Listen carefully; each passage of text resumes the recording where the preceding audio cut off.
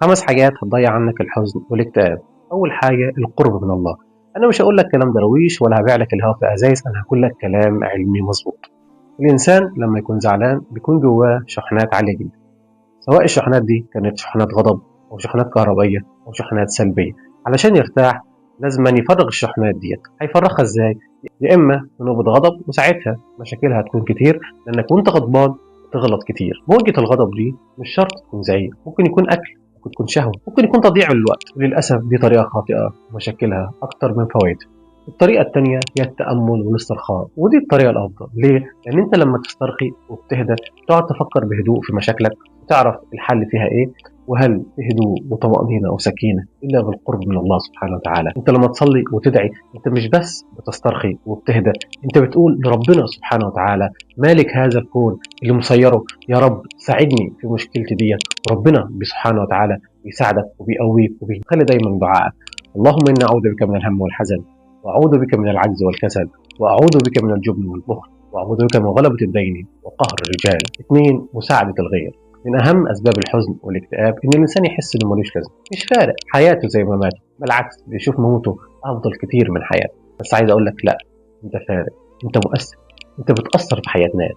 في ناس حياتها معتمدة عليك بعد ربنا سبحانه وتعالى. شفت أنت وشك نور إزاي؟ الفرحة هتنط من عينك. طب شوف بقى لو كترت من مساعدة الناس فرحتك هتبقى كبيرة إزاي؟ تفرح وهتبقى أسعد واحد في الدنيا. مساعدة الناس مش شرط فلوس، قد النصيحة. شارك في عمل خير، ابتسم في وجه أخيك. قال رسول الله صلى الله عليه وسلم أحب الناس إلى الله أنفعهم للناس، وأحب الأعمال إلى الله سرور تدخله على مسلم. ثواني بس، عملت اشتراك ولا لا؟ عملت لايك ولا لا؟ طب ما تعمل يا عم، أنت مش عايز تفرح؟ طب ما تفرحني معاك، وهو سرور تدخله على أخيك المسلم. 3. التوكل على الله. يا عم ما هي خربانة خربان، أيوة صح معاك حق. طب ما أنت زعلان ليه؟ ما هي خربانة خربان. يا عم الكون كله بإيد ربنا سبحانه وتعالى، توكل على الله. هيحصل ايه يعني؟ مش كل حاجه بيد ربنا؟ ربنا هو مالك الملك، هو اللي مسير الكون ده. هتيجي عليك انت مش عارف يظبط لك امورك؟ يا عم بس توكل على الله وقول بسم الله توكلت على الله، هيذهب عنك الحزن والاكتئاب. 4. التفكر. عباده منسيه عن رب العالمين سبحانه وتعالى. ايوه، ما تعرفش التفكر عباده ربنا سبحانه وتعالى امرنا بيها.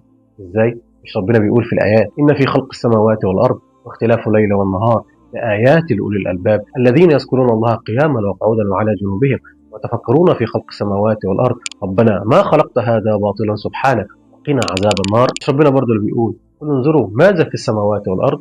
وبرضه مش بيقول أولم يتفكروا في أنفسهم ما خلق الله السماوات والأرض إلا بالحق وأجل مسمى؟ وبرضه أفلا يتدبرون القرآن؟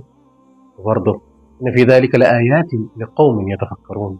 كل دي آيات بتدعو الإنسان للتفكر في الله سبحانه وتعالى، الخلق في نفسه. أنت نفسك هتعرف حاجات كتيرة أنت ما تتخيلهاش عن نفسك لو قعدت تتفكر في خلق الله سبحانه وتعالى. هتعرف حاجات كتير أنت ما كنتش عارفها، هتشوف عظمة ربنا سبحانه وتعالى في الكون، هتشوف تراتبية الأحداث حواليك ماشية إزاي. كل ده التفكر في خلق الله. وعايز أقول لك أنت لو تفكرت في خلق الله هيذهب عنك الحزن والاكتئاب وهتفرح بإذن الله. 5. الرضا. ايوه انا سامعك اللي بتقول ما احنا راضيين، يعني ايه الجديد؟ بس بالراحه على نفسك لا يطق لك عرق، احنا عاوزينك، حرام عليك. الرضا مش انك تقول انا راضي، ما انت راضي.